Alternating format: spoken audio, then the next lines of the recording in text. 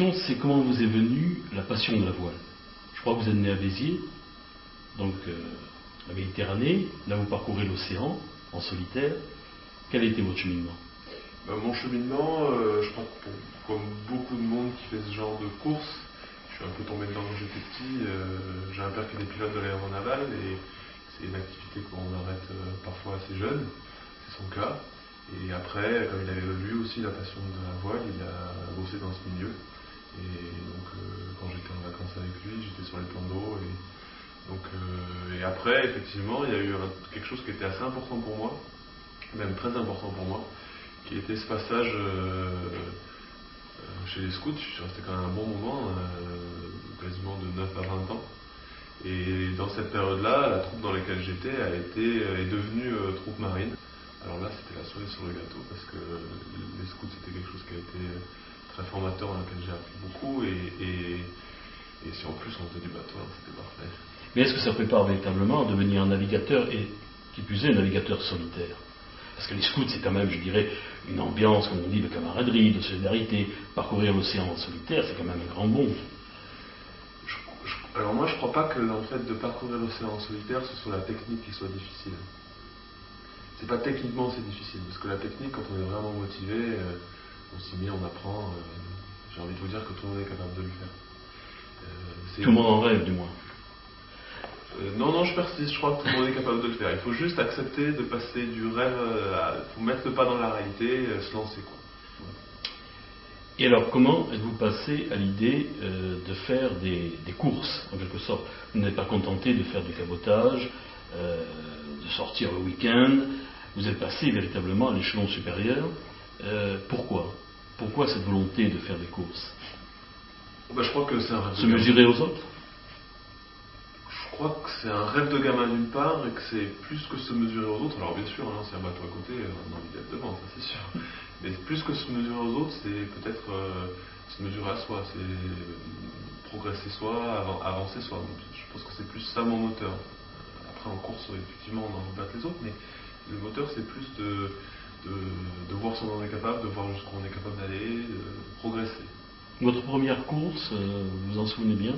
La première course avec le Mini ou ma première course? Votre première course. Oui, ma première course, je m'en souviens très bien. C'était à Saint-Raphaël, au club nautique de Saint-Raphaël. Alors, je parle de la première course en gros bateau habitable. C'était sur un bateau qui s'appelait Nikitis, qui appartenait à M. Hasbrook, qui est décédé aujourd'hui. Et vous aviez quel âge à peu près? Alors, sur ces choses habitables, j'étais en début d'adolescence, je devais avoir 13 ans, 14 ans, quelque chose comme ça. Et ensuite, alors, la première grande course en Mini?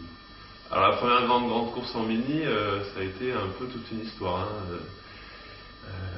J'avais acheté mon bateau en novembre 2004, et cette course était en avril 2005, donc c'est quand même un délai assez court. Et c'était une course en double qui s'appelait l'Odyssée d'Ulysse, qui n'existe plus aujourd'hui. Peut-être un peu à cause de ce que je vais vous raconter d'ailleurs. Et c'était une course qui partait de Villefranche-sur-Mer, qui descendait la Corse, qui faisait le tour de la Sardaigne et qui remontait. Et ça s'est très très bien passé pour nous pendant un bon moment, parce qu'à 80 000 de l'arrivée, c'est-à-dire à peu près à la latitude de Calvi, il ne restait plus grand-chose. On pensait déjà à la douche.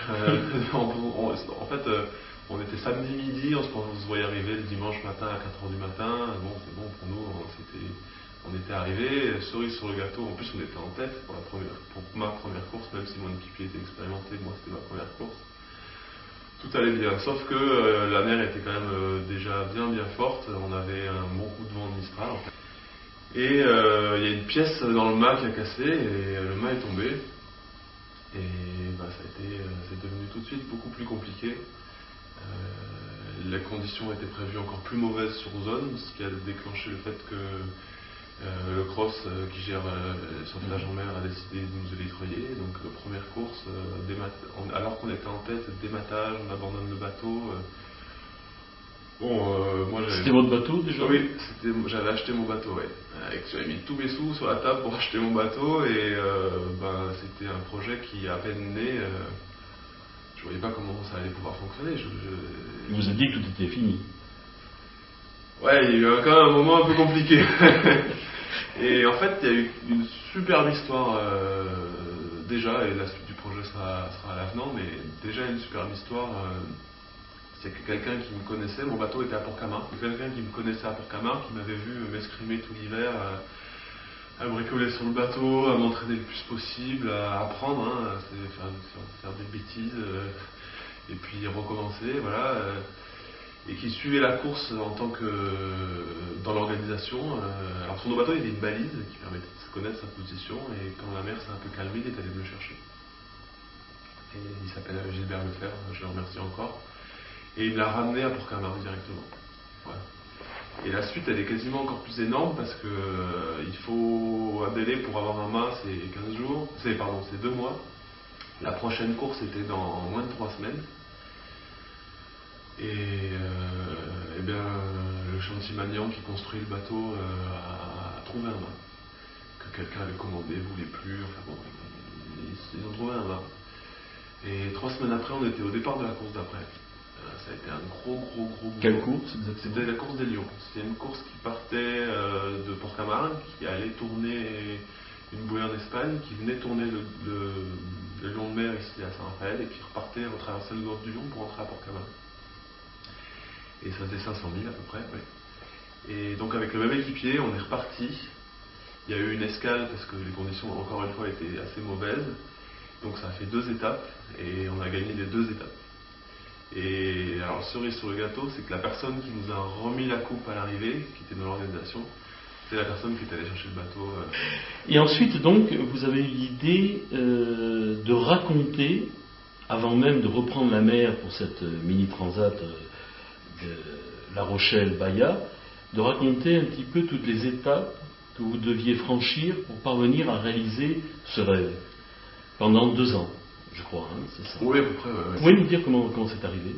Eh bien, ça s'est construit d'une manière, encore une fois, assez drôle. C'est que le journaliste qui était rédacteur en chef de Course au large a voulu, quand il y a eu justement l'Odyssée d'Ulysse et les débattages et tout ça, a voulu avoir le vécu de quelqu'un qui avait eu le problème. Et donc, il a été orienté vers moi. Je lui ai glissé l'idée d'une chronique qui raconterait la vie d'un projet mini de A à Z, en sachant bien qu'un projet mini, c'est quelque chose qui fait rêver beaucoup de monde. Et vous en avez fait maintenant un livre, L'océan à portée de rêve, c'est ça, avec des conseils pratiques pour, à la limite, les marins qui souhaiteraient participer à une telle course. Ouais, c'est ça. Mon idée, c'était de permettre aux gens que ça intéresse, ou qui ont envie de se lancer, d'un peu leur dégrossir d'aller plus vite. Voilà, d'aller plus vite. Voilà. Alors là, ce sont des conseils en quelque sorte pratiques. Il y a une composante fondamentale également quand on part en solitaire, je suppose, c'est le mental. Vous vous êtes préparé au mental? Parce que rester plusieurs jours, je dirais plusieurs semaines, seul dans 4 mètres cubes, j'ai vu que c'est la dimension de la cabine du 650. Peut-être moins là, mais... Je veux dire, il faut avoir un mental d'acier. Justement, la Mini Transat, c'est aussi pour ça qu'elle est bien faite, et c'est aussi pour ça que c'est une course et une classe d'accession, et que c'est pour ça que c'est souvent le premier projet solo de beaucoup de gens. C'est qu'il y a tout un parcours de qualification à faire avant de pouvoir se présenter sur la ligne. C'est pour ça que ce projet il a pris 3 ans, c'est parce qu'il a fallu 3 ans pour être qualifié pour partir.